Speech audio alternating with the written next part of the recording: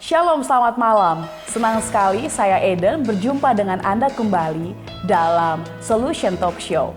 Hari ini adalah episode kedua, di mana kita akan mendengar seseorang yang akan bercerita tentang bagaimana ia berjumpa dengan Tuhan, melewati masa-masa yang penuh dengan perjuangan, dan pada akhirnya ia menikmati hal-hal terbaik daripada Tuhan. Karena ada satu pepatah yang mengatakan bahwa keputusan kita pada hari ini itu akan berpengaruh pada seluruh perjalanan hidup kita. Saya akan memperkenalkan seorang wanita yang sangat cantik di sebelah saya, Ibu Ruth Sonia. Shalom Ibu, selamat sore, selamat malam. Senang sekali saya berjumpa dengan Ibu hari ini. Kayak kita couple ya, baju kita sama. Iya, padahal nggak janjian, betul. Bagaimana kabar Ibu dan keluarga? Luar biasa baik. Dalam keadaan seperti ini tetap dalam perlindungan tangan kasih Tuhan ya. Luar biasa baik. Puji Tuhan. Perlindungan Tuhan. Mungkin kita semua ingin mendengar tentang bagaimana Ibu dulu. Tapi sebelum kita memulai tentang cerita-cerita Ibu yang seru dan memberkati itu, mungkin Ibu bisa memperkenalkan diri terlebih dahulu. Ya. Shalom. Nama saya Ruth Sri Sonia. Saya punya 3 anak, 1 suami. Nggak kebalik ya? Oh, nggak kebalik ya, tetap ya, 1 suami 3 anak, baik. Nah, saya ingin cerita bahwa kehidupan saya masa lalu itu sangat-sangat tidak bagus. Tidak bagusnya itu kenapa? Ya, karena saya waktu dulu itu hidup di dalam segala hal yang tidak berkenan di hadapan Tuhan, tidak berkenan di hadapan manusia. Dunia malam itu menjadi kehidupan saya masa lalu.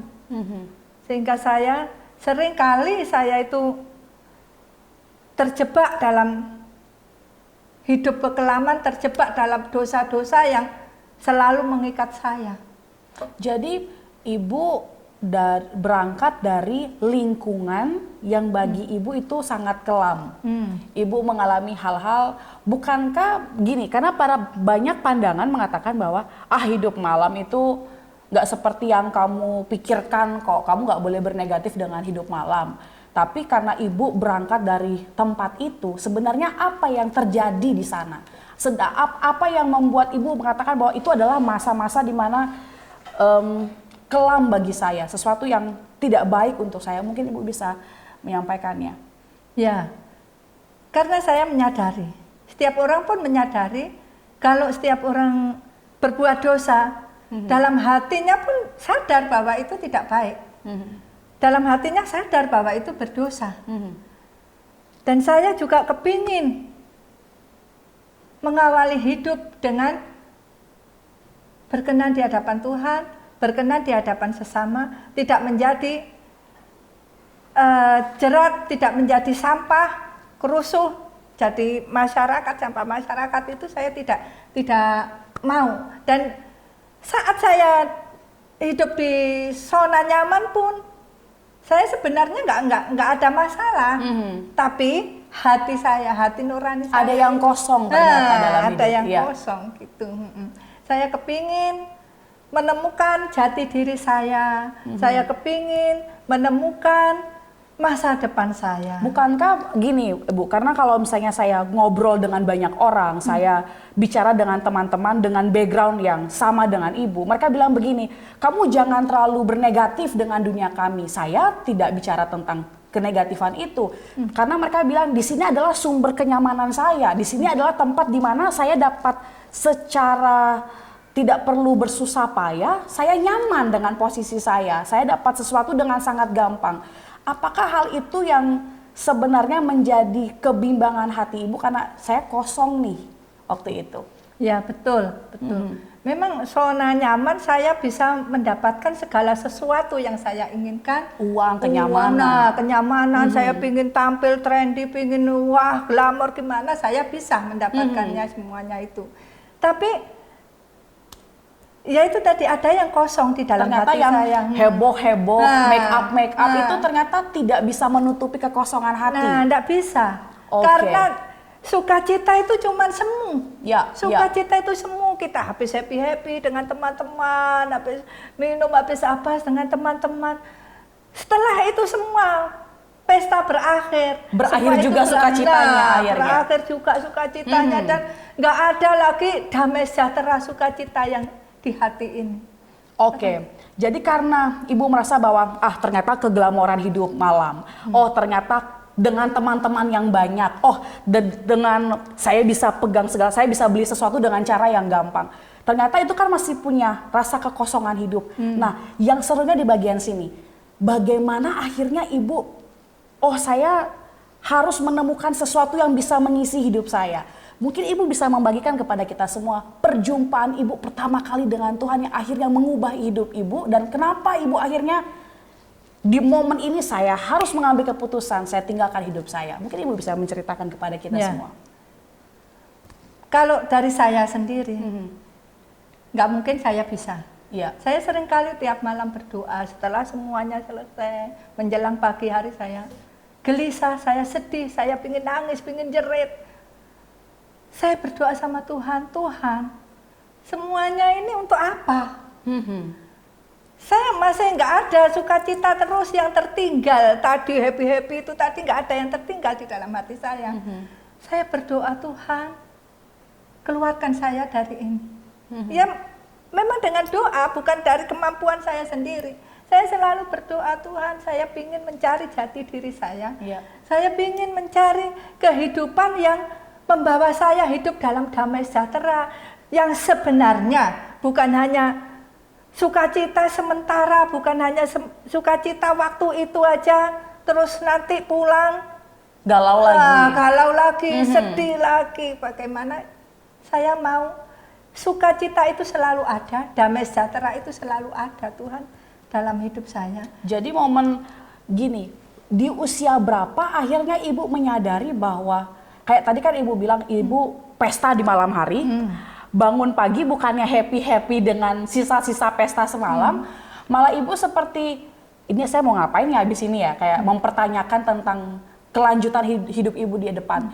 Pada usia berapa waktu itu, saya ingin kepo nih, pada usia berapa waktu itu Ibu mempertanyakan cara mengisi kekosongan saya gimana ya? Lalu kedua, kok Ibu bisa akhirnya di momen yang saya tadi tanya itu, di momen apa Ibu akhirnya memahami bahwa hanya Yesus yang menjadi sumber yang mampu mengisi kekosongan hati Ibu? Ya,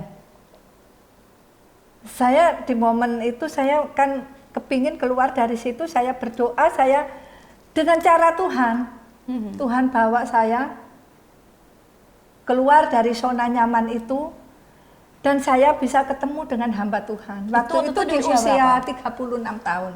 36. Tapi itu bukannya usia yang bisa dibilang itu sedang hype, kalau anak-anak kekinian bilang itu adalah usia yang dimana segala macam hal itu wajib dan harus dinikmati. Tapi kan ya itu lagi sih, memang benar ya, usia juga mau seperti apapun ternyata titik balik Ibu di usia itu. Iya betul. Di usia situ saya sudah bisa mengambil keputusan, saya kepingin keluar dari zona. Ibu berani akhirnya meninggalkan semua fasilitas hidup enak di usia 36 tahun hanya untuk mencari apa yang bisa isi saya punya kehidupan. Iya, karena saya tahu waktu melangkah ke situ pun tidak enak, tidak gampang. Tidak gampang saya keluar dari situ, tidak gampang. Tapi dengan jalan yang tidak gampang itu, akhirnya Ibu menemukan Tuhan. Pasti ini ada yang enak gitu. Saya pikir begitu tuh. Akhirnya Ibu memulai yang dibilang spiritual journey, perjalanan spiritual Ibu dengan Tuhan. Nah, kalau mungkin bisa dibuat sebuah cerita singkat tentang Ibu kan berjuang nih, pasti kan dalam hati yang terbiasa, saya bilang mungkin agak sensitif bahasanya, Ibu terbiasa hidup gampang menikmati sesuatu, tapi waktu Ibu bertanya tentang sukacita, mencari sukacita, Ibu akhirnya diarahkan menemukan Tuhan lewat seorang hamba Tuhan, itu kan berarti Ibu meninggalkan semua. Dan struggle-nya kan pasti orang bilang begini, mengikut Yesus itu nggak gampang, ada sesuatu, harus ada salib yang dipikul. Salib Ibu kan pasti yang pegang uang jadi tidak pegang uang pasti kan. Nah, bagaimana Ibu bisa survive atau melewati masa-masa perjuangan itu? Ya, menurut saya itu nggak gampang sekali, Nona. Soalnya saya yang tadinya saya bisa gampang mendapatkan uang, saya bisa gampang mendapatkan apa yang saya inginkan, pakaian, make up, apapun. Saya bisa hidup glamor, bagaimana saya dengan mudahnya bisa mendapatkan itu semua. Tapi setelah saya mengambil keputusan, saya tinggalkan itu semua, itu tidak gampang. Itu membutuhkan, benar-benar membutuhkan perjuangan yang sangat hebat. Membutuhkan benar-benar hati, kesiapan hati. Kesiapan hati yang benar-benar hati siap untuk meninggalkan itu semua. Dan istilahnya orang zaman sekarang itu ya sampai berdarah-darah lah air mata ini, menangis, Tuhan ternyata kok jadi begini, Tuhan kok saya jadi susah. Ternyata nggak seenak yang saya bayangkan. Tapi walaupun cari uang susah, tapi hati damai sejahtera, nggak terbeban dengan dosa yang masa lalu. Waktu Ibu meninggalkan itu kan berarti Ibu masih belum terlalu banyak mengenal tentang pribadi yang memberikan Ibu sukacita. Bagaimana cara Ibu belajar mencari kebenaran itu? Dengan cara apa? Bagaimana Ibu apa hal-hal langkah-langkah yang Ibu kerjakan? Maksudnya gini, apakah Ibu tergabung dalam sebuah komunitas gereja? Apakah Ibu mencari gereja pada saat Ibu, karena kan dalam kondisi transisi itu kan pasti Ibu butuh seorang yang membimbing Ibu. Pasti ada bagiannya memang Ibu mengalami Tuhan secara pribadi. Maksud saya gini, ada nggak orang-orang yang menolong Ibu, menguatkan Ibu pada masa-masa transisi itu? Ya, pasti ada. Dengan bertemunya Ibu rohani saya. Itu saya terus diajak sama Ibu rohani saya. Terus diajak, tiap pelayanan kemana saja saya diajak. Dan tiap hari pun saya juga diajarin tentang firman Tuhan. Bagaimana saya mau apa, diajarin membaca firman, diajarkan berdoa, berarti begitu ya? Diajarkan berdoa, firman Tuhan begini, artinya begini. Gitu. Akhirnya Ibu bisa sendiri, memulai segala sesuatu sendiri. Berarti setelah masa-masa itu, masa-masa perjuangan yang Ibu kerjakan itu, berarti kan Ibu memahami bahwa struggle ini nih bukannya makin ringan, tapi kan makin berat nih. Kalau kita bilang makin hari kan tuntutan hidup Ibu yang mungkin serba ada itu kan sekarang waktu seketika nggak ada kan pasti shoot, seperti kalau orang bilang balon meletus kayak habis.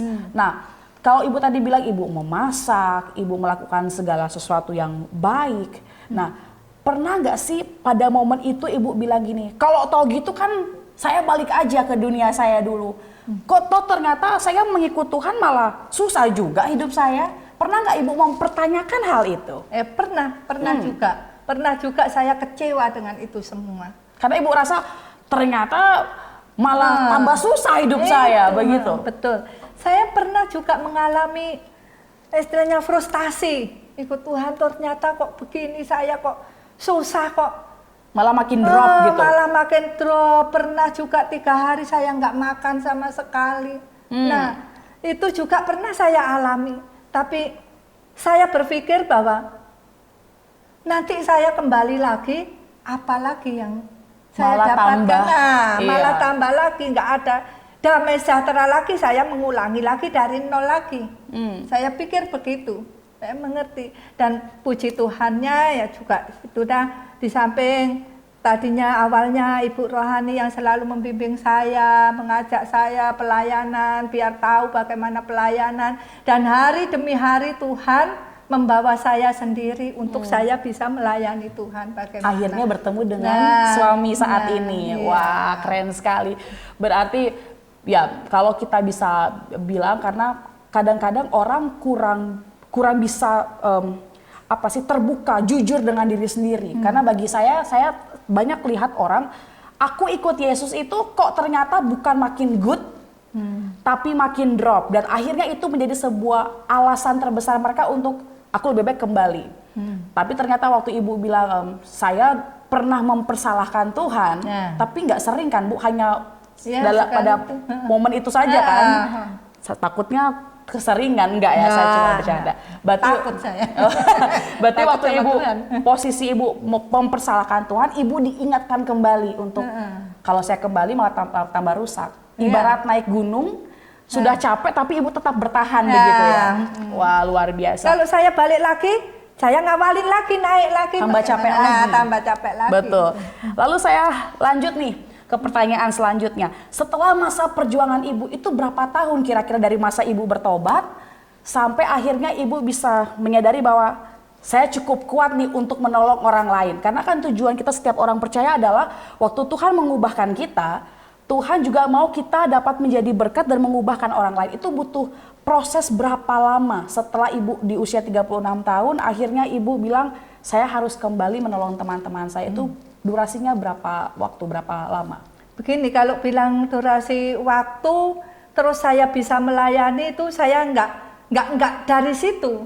Soalnya saya kan ngikut ibu rohani, jadi saya bisa Sambil tahu, belajar. sambil belajar tahu secara langsung bahwa melayani sesama itu begini, melayani Tuhan itu begini, dan saya terus berdoa, Tuhan kirimkan dan pertemukan, bukan hanya kirimkan, tapi firman Tuhan kan berkata, pergilah dan jadikan semua bangsa muridku. Dan Tuhan, saya mau melangkah sendiri, saya kepingin mengalami Tuhan sendiri, saya kepingin punya pengalaman jadi dengan dampak Tuhan. buat orang. Saya berjalan, Tuhan pertemukan saya dengan jiwa-jiwa, jiwa-jiwa yang memang membutuhkan Tuhan. Saya berdoa begitu, akhirnya Tuhan membawa saya, terus saya belajar sendiri, belajar dengan Tuhan bagaimana melayani, dan melayani pun berbagi dengan sesama, dengan orang yang membutuhkan. Enggak nunggu saya punya duit dulu, enggak. Nah, ini menarik. Apakah waktu ibu bilang seperti kumpulin 1000 ini susah Tuhan? Sekarang kalau misalnya Anda lihat, kalau kita bisa zoom kamera ini, ibu ngomong tuh matanya berkaca-kaca. Karena pasti ibu seperti mereplay tentang masa-masa perjuangan waktu itu. Waktu ibu seperti itu, apakah nggak ada nih? Karena kan iblis tahu kelemahan kita. Iblis tahu titik dulu kita kuat karena ini, karena uang. Sekarang kekuatan itu diambil. Apa ada nggak sih tawaran-tawaran bilang, ayo Sonya balik lagi, menawarkan hal-hal itu kembali? Ada, pasti ada. Karena seperti Nona bilang tadi, iblis itu tidak suka kalau kita ini keluar dari komunitasnya dia, keluar dari hal-hal yang begitu, itu hal dosa, itu iblis tidak suka. Selalu ada aja hal-hal yang menawarkan untuk saya bisa kembali lagi.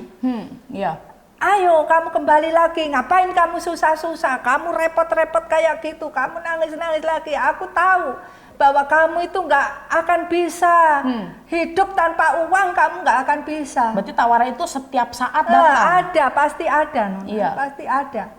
Dan kadang-kadang pemikiran kalau sudah capek, kadang-kadang kayaknya mesti balik lagi deh, gitu. Terlintas seperti itu berarti. Pernah terlintas seperti itu.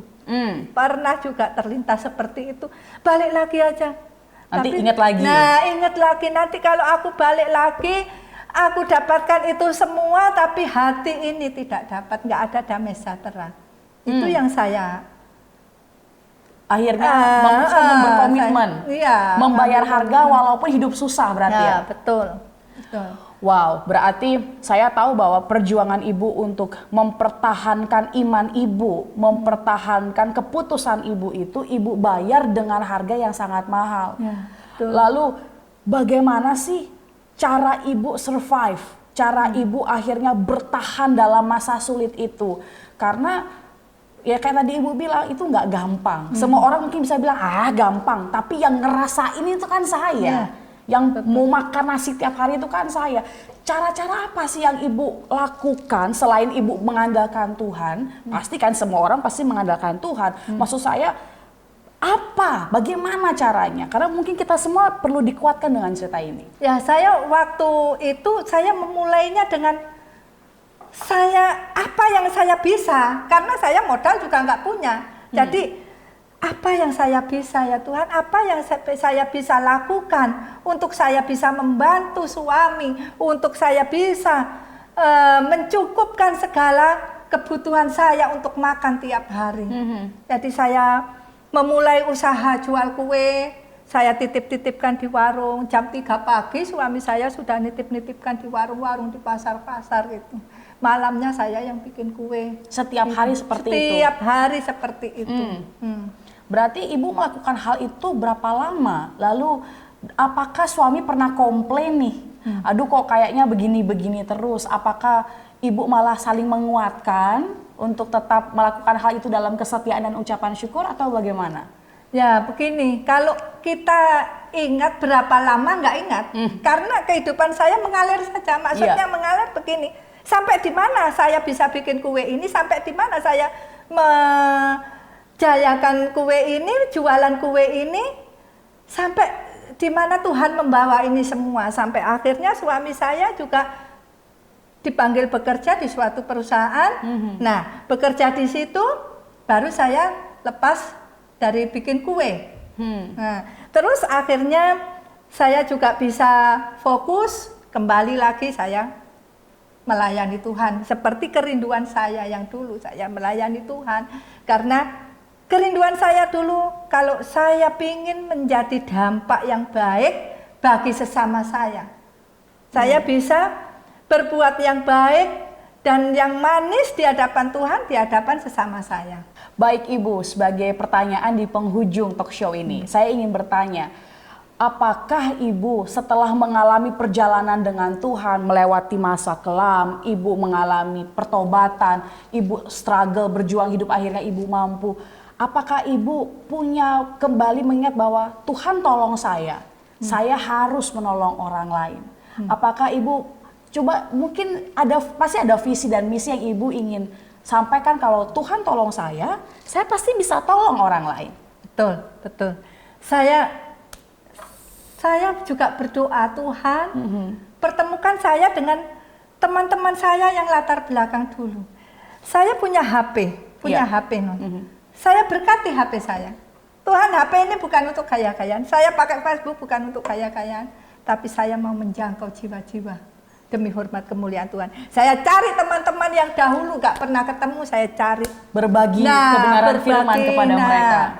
Kamu kok begini, ayo kamu kembali. Padahal ada juga teman saya yang dulunya juga ikut Tuhan Yesus, dia keluar, saya bilang ayo kembali. Aku loh sudah kembali. Tuhan ubahkan aku, sekarang waktunya Tuhan mengubahkan kamu, begitu. Wow.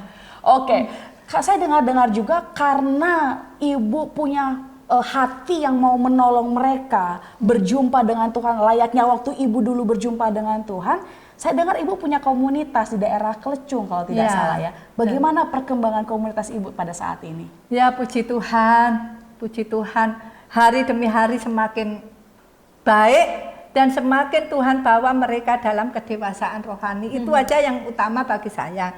Dan saya juga membawa mereka, menuntun mereka itu dalam kebenaran Tuhan, yang mereka bisa bertaruh, bisa berdoa, bisa mengandalkan Tuhan 100%. Bagaimana bukan mengandalkan Tuhan. Berarti Ibu melayani di sana dengan suami ya? Iya, dengan suami. Wow, berarti karena Ibu punya sesuatu daripada Tuhan, Ibu menggunakan sarana media sosial, lalu Ibu bertemu dengan mereka, akhirnya sekarang Ibu membuat sebuah komunitas. Iya, betul. Wah, terima kasih sekali Ibu. Mungkin sebagai pesan terakhir bagi para pendengar tentang cerita Ibu pada hari ini. Pesan saya bagi semua saudara-saudara yang mendengar dan melihat acara kami malam hari ini, bagi semua yang mengalami hal seperti saya tadi, ayo cepat keluar dari zona nyaman itu semuanya. Karena zona nyaman itu tidak membawa kita dalam hidup damai sejahtera yang kekal. Ayo, tinggalkan itu semuanya, kita bertobat dan kita cari sukacita dan damai sejahtera yang sebenarnya. Itu yang pesan dan kesan saya malam hari ini. Terima kasih banyak Ibu Sonia, cerita yang sangat menguatkan kita semua. Saudara, sebagai penutup, saya tutup dengan sebuah kalimat, jangan sekedar kita melewati kehidupan, tetapi mari kita membangun nilai dalam kehidupan kita mengandalkan Tuhan dan menjadi berkat buat banyak orang. Amin. Sekian untuk hari ini, Tuhan Yesus memberkati.